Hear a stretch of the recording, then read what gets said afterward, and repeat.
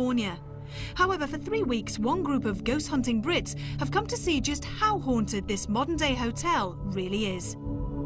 But despite the surrounding sunshine, spiritualist mediums Derek Okora and David Wells were more interested in unearthing as many of this ship's astral energies as possible.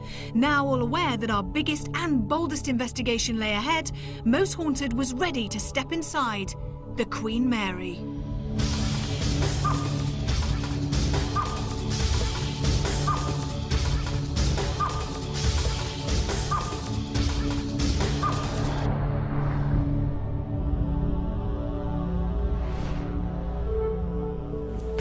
This is stunning, isn't it? Oh, it's absolutely beautiful.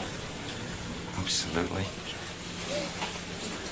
You know, just as we come into this atmosphere, this lovely big room and what have you, the energies that are actually still fresh here, and it's not just the residual energies, right up to this present day.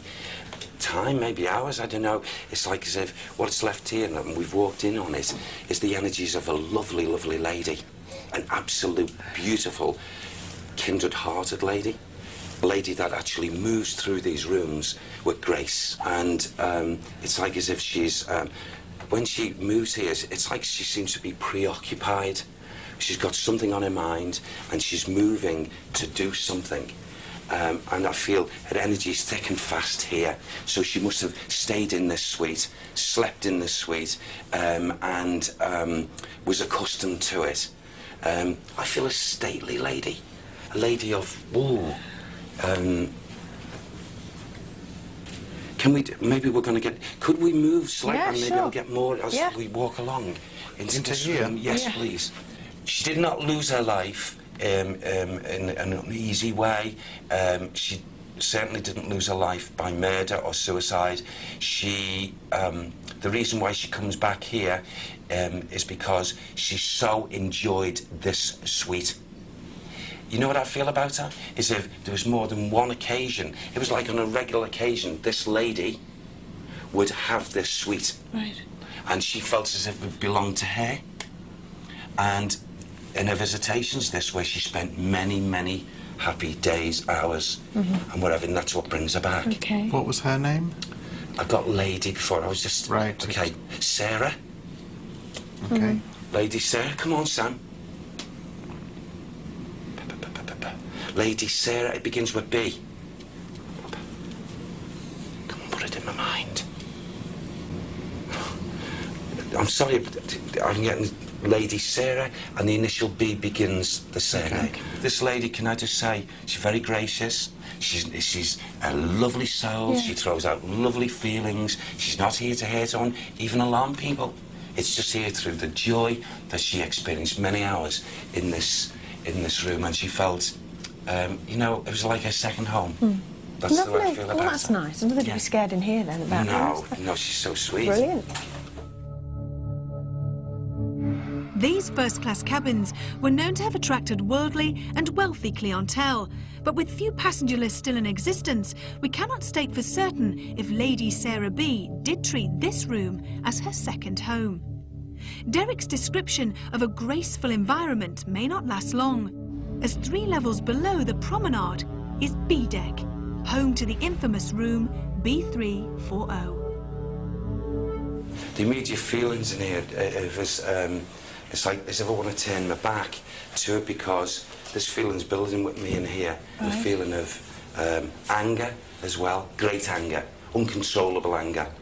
And yet the two of them, the disgust and the uncontrollable anger, are separate to each other. And what I mean by that is I feel as if I've got, it's like saying someone, a person in this room, a spirit person, going round, uncontrollable, a feeling of anger, screaming, shouting, and just totally uncontrollable. And I don't understand quite why, but I'm with the feeling of disgust, as if I get this like struggle in here.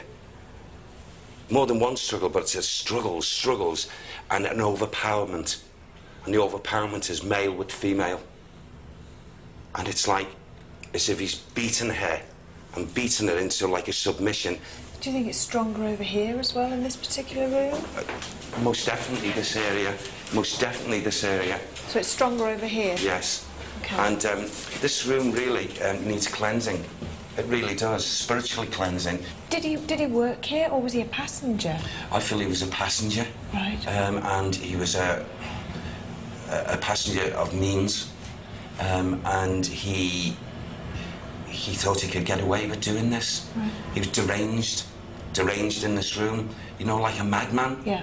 Absolutely, because it's still all in this atmosphere. And it rant and raving going round it. And it's like as if the doors, he's rattling on the doors, and he's trying to get out, but he can't. It's like he's locked in. I'm also getting, yes, I feel also, in some way, his energies would have dispersed in this room. Heat, intolerable heat, and also no oxygen.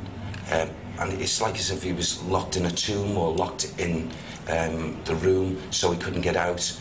What, you mean so he was imprisoned in here? Yes. I feel that's what's happened. I know it sounds crazy, this, In but this room? In this room? I feel in some manner he was locked in and he went just absolutely crazy. I feel, it may be, I don't really know with this, but the energies are suggesting that someone was covering him up, protecting him, placed him in here, okay, completely. Yes. Apart from what he'd done in here. Yeah. And kept him in here. And it's like as if he perished in here. He lost his life. Okay.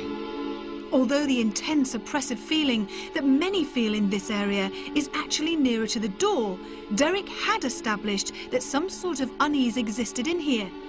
But could we determine who this could be? We decide that room B340 is an area that David Wells must also visit. Tell you what I feel here. I feel actually like the bottom of my jacket's been pulled and been pulled into the room, forced into the room, rather than coming in with my Oh, right. volition. So someone's tugging you in. Come in. Yeah, it's more of a pull into the room. I'm hearing in this room as well audibles, and it's kind of it's a real mixture of sounds, but they're like screams. It's almost like there's the word that came into my head wasn't murdered, it was trapped. But someone's been trapped in here, and I can't. I'm trying to shake all the debris off it, and I keep coming back to a child. Right. I think I'm going to go with a girl. Feels like a girl, little girl. And it's just not. The images aren't pleasant at all. Do you know what it feels like? It feels like her head has been slammed against the wall. And it's really a hideous image. It's like a child, like a rag doll, like slammed against the wall, almost picked up by her feet and whacked. Oh, God. It's awful. So that's probably why Yeah. it feels a little bit upsetting. How old would the girl have been? She's tiny. I mean, she couldn't be any more than. I would put her around 4 or 5. I wouldn't put her an old child's not. She's tiny little thing. And was it active in here by this male? He's like a whirlwind. That's the best way of describing it. Like a whirlwind. So he would cause that kind of. If you were in here, if this was a fully functioning place and you were trying to sleep in here, it would be like trying to sleep with some kind of Tasmanian devil in the room. Right. It would be So impossible. it's an analogy, basic. You're still getting that he's got mental health problems or he's deranged. Yes. You're still Yeah. getting that sense. Yeah. Right. Yeah. Absolutely. So the little girl's not haunting here, but it's the man. I think the little girl may be present. I've actually seen a couple of times children up and down there in astral children, but you just never know, do you? Yeah. And any idea Absolutely what the impossible. relationship is between him and the little girl? I would instantly say father and daughter. Okay. Instantly say father and daughter.